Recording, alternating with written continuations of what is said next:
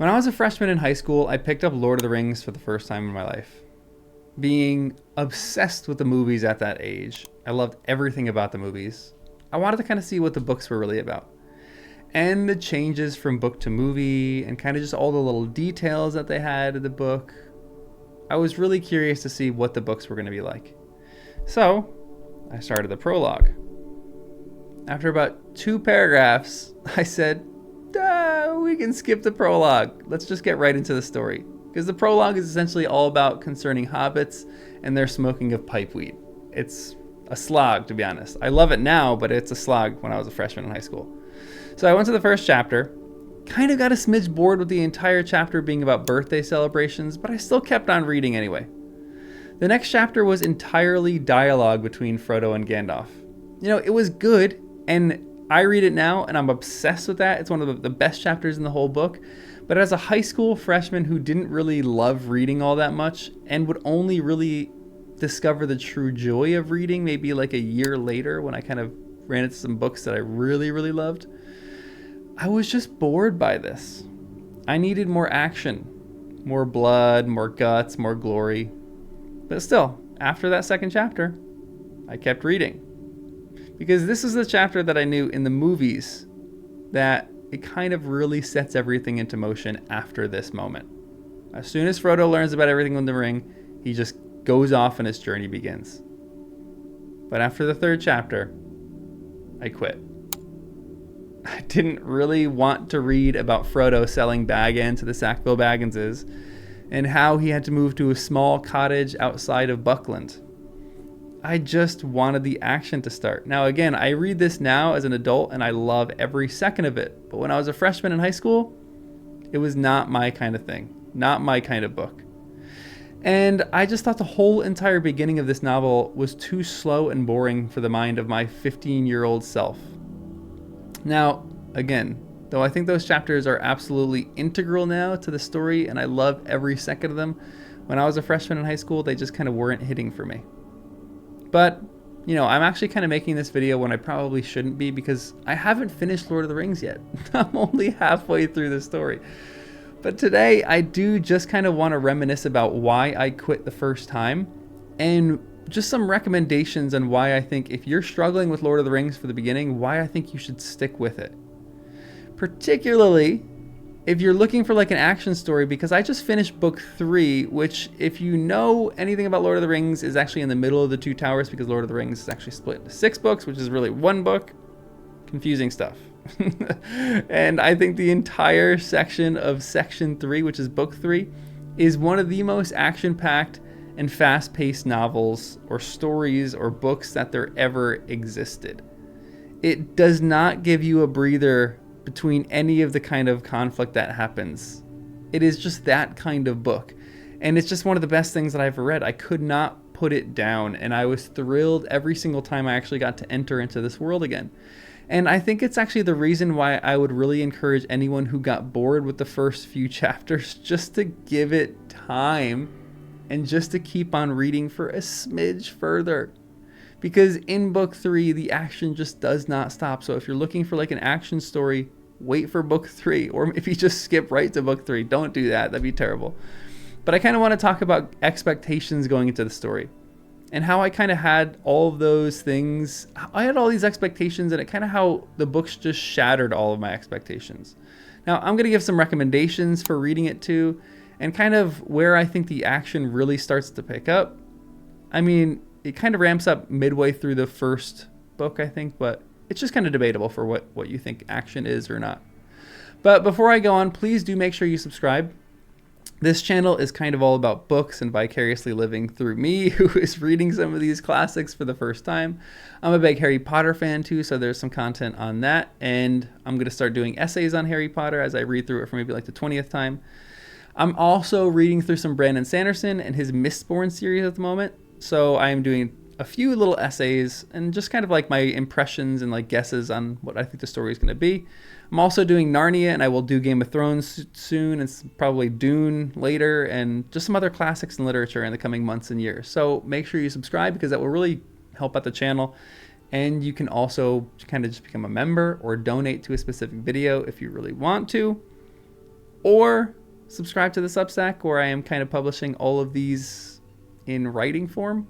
I mean, I think I have over 200,000 words of essays on this right now, so I'm publishing those right now in my Substack. They're a little bit behind, but yeah, anyway, we're all kind of reading nerds here. And I think if you aren't and you struggled through Lord of the Rings and gave up on it for a while, stay with me. And just stay with it for a little while and just kind of hear me out. Again, I kind of feel strange doing this because I'm only halfway through and I should just revisit this when I'm completely done with the book. But this book has just been such a joy for me to read. And it's been I can honestly say it's one of the greatest books that I've ever read in my entire life. And I wish I can go back to my high school self and just kind of slap him a little and tell him just to keep reading, because I think as a high school freshman, I would have really liked some of this book. Maybe not all of it, and probably would have thought some of it's boring. But now I read this and I am completely blown away by the words that he uses and just by the mastery of the English language that Tolkien has. So first, let's talk about the movements of this book. If you are looking for an action book, like the movies, you kind of might be disappointed in some of the sections of this book, because while there is incredible and kind of just like scintillating action in the whole book, I mean, I cannot tell you how hard I was gripping my armrest when I was in a plane and I was reading the chapter when they were in Moria, just in the mines of Moria. It was the most gripping chapter that I've ever read in my life, and the whole thing was so tense. And the same thing with the entire chapter about him fighting the Balrog. That chapter, I was so tense and nervous the entire time. And it was just action from start to stop. So there's chapters like that in this work. But this whole entire book is just a masterpiece of pacing. The beginning, you might think it's slow perhaps, but the rest of the book gives such good breaks from the action to dialogue shifts. And the whole tonal shifts of this book, like from chapter to chapter, it goes from mystery in one chapter to horror in another, to epic story in another, to drama, to chase scenes, to relaxed conversations in the woods. It literally has everything. It's just, I cannot speak highly enough of this book. This book truly does have everything. And that is the thing that I've kind of written the most about. Just the pure genius of J.R.R. Tolkien, and how his writing style and how he uses words is just evidence of his brilliance. And just his command with the English language. I think he is probably next to Shakespeare in his command of the English language and storytelling, and I think he's actually a significant deal better than him in his world building. I actually don't know if I know anybody who's a better world builder than J.R.R. Tolkien. Let me know in the comments if you think there's anybody who actually is better. I know this is a channel full of Tolkien nerds, but is there anybody who competes with him on his world building ability? I don't know if there is. I haven't read anybody who is like that for sure, but here's my first recommendation.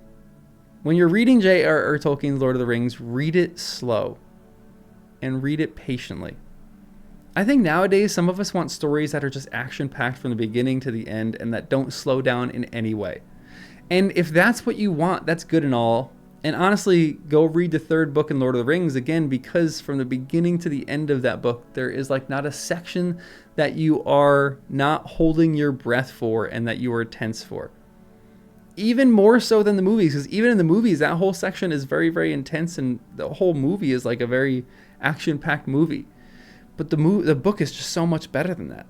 In the film, you kind of get these like breathers in between these scenes where the characters are like, getting some sleep or getting some food, but that doesn't feel like the case in the book. In the book, they are going everywhere.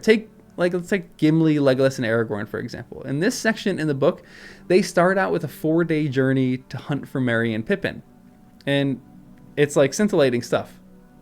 They barely get sleep and they barely eat.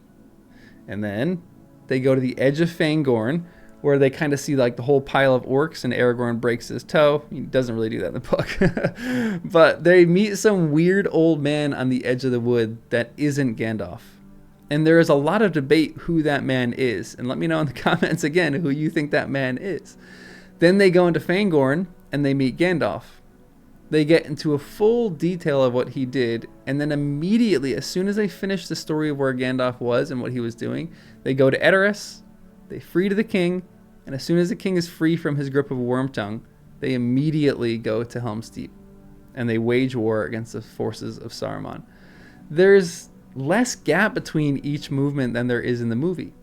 And it honestly makes for just a very tense book. And like the whole entire story is just filled with such tension. I felt significantly more stressed reading the book than I did watching the movie in this part. And weirdly, I don't even think it's close. In the book, I was so tense the entire part of this story. But you have to read it slow and patiently, especially when you're starting off. Now, here's one thing. I think this book should kind of be viewed as more like a campfire tale.